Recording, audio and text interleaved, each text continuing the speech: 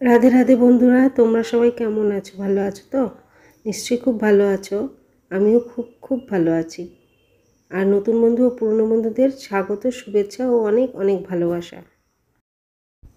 তো দেখো, সন্ধেবেলাতে সন্ধে দিয়ে তারপর টিফিন করে তারপর মেয়েকে হাজব্যান্ডকে টিফিন দিয়ে চলে এলাম ঘর গোছাতে। তো ঘর গোছানো বা ঘরের কাজ বলতে তো শুধু আলনা গোছানো নয়, আলনা, ড্রেসিং টেবিল, খাট, এগুলো সব গোছাতে হয়, পরিপাটি করে রাখতে হয়, তবেই সুন্দর লাগে। আর ওদিকে তো মেয়ের ঘরে মেয়ে পড়তে বসে গেছে, তো সেই জন্য আর ওই ঘর গোছানো হচ্ছে না। ও যদি এই ঘরে আসে তাহলে আমি ওই ঘরটা গুছিয়ে নেব। বেডশিটটাও কালকে চেঞ্জ করেছিলাম, আবার আজকেও একটা চেঞ্জ করে নিচ্ছি। তাহলে না সব একসাথে নামানো থাকলে রোজ এক একটা চাদর পাতলে দেখতেও ভালো লাগে আর নোংরাও কম হয়। তো দেখো, খাট তো মোছা হয়ে গেছে। খাটের এই সাইডটা ভালো করেই মুছে নিই রোজ রোজ বা একদিন পর পর যখন মুছি, কিন্তু সাইডগুলো না মোছা হয় না, সাইডগুলো মুছতে ভুলে যাই। তো বন্ধুরা, তোমাদেরও এরকম হয় নিশ্চয়ই, আমাকে কমেন্টে জানিও। আর ভালো লাগলেও জানিও, ভালো না লাগলেও জানিও। তো চলো, ঘর তো গোছানো হয়ে গেছে, সবটা গোছানো হয়ে গেছে, আর ফার্নিচারগুলো মোছা বাকি আছে। তো খাটটা তো মুছে নিয়েছি, আলনা, শোকেস, আলমারি, ড্রেসিং টেবিল এগুলো মোছা হয়নি, এগুলো মুছে নিচ্ছি। তো এগুলো খুব তাড়াতাড়ি করে মুছে নিচ্ছি, কারণ কালকেই মোছা হয়েছে, তো সেরকম ধুলো পড়েনি। তো তবুও একটু করে কাপড় বুলিয়ে নিচ্ছি। তো চলো, কাজ করতে করতে ভগবান শ্রীকৃষ্ণের কথায় আসা যাক।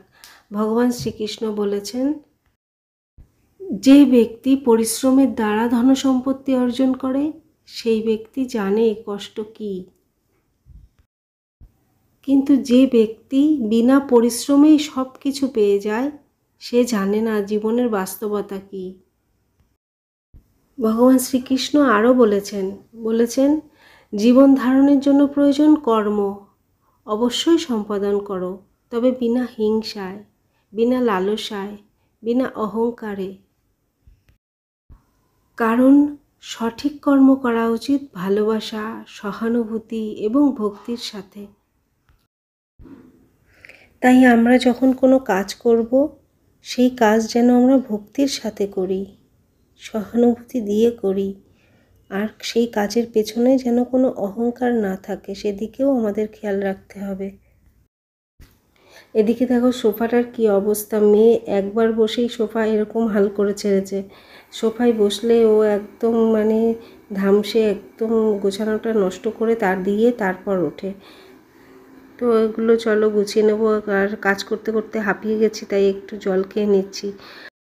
চলো, আজকে একটু করে কাজ হবে আর একটু করে ভগবান শ্রীকৃষ্ণের কথা আলোচনা হবে। আসলে ভগবান শ্রীকৃষ্ণের কথা আলোচনা করতে বা গীতার কথা আলোচনা করতে খুবই ভালো লাগে, মনটা ভরে যায়, শান্ত হয়ে যায়। আর তোমাদেরও খুব ভালো লাগে জানি, তোমরা আমাকে কমেন্ট করো, আমি সেগুলো দেখি, রোজই দেখি। যে মানুষের চিন্তা ভাবনা সচ্ছল এবং মন পরিষ্কার থাকে, তাকে সাহায্য করতে ভগবান কোনো না কোনো রূপে আবির্ভূত হন। তাই আমরা যেন সহজ সরল থাকি, আমাদের চিন্তা ভাবনা যেন সহজ হয়, সরল হয়।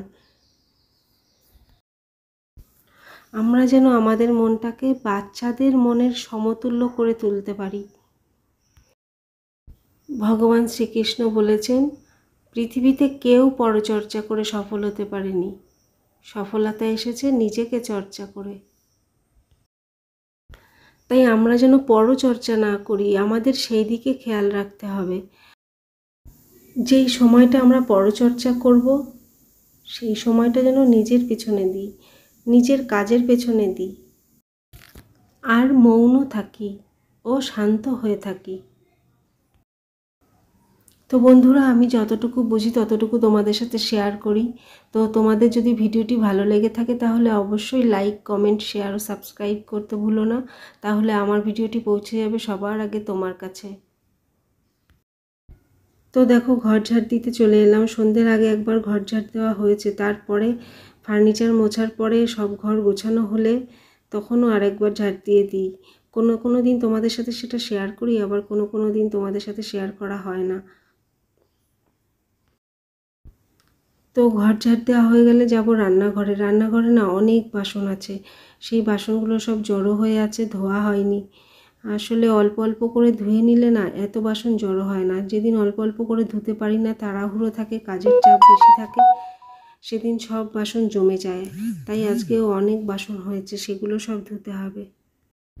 চলো দেখি রান্নাঘরে কত বাসন হয়েছে। এই দেখো এত বাসন হয়েছে, এগুলো সব ধোবো, তাড়াতাড়ি করে ধুয়ে নেবো, তারপর আবার রাতের রান্না করা বাকি আছে। তো বন্ধুরা, আজকের ভিডিও এ পর্যন্তই। আবার চলে আসবো কাল তোমাদের সামনে। তো টাটা।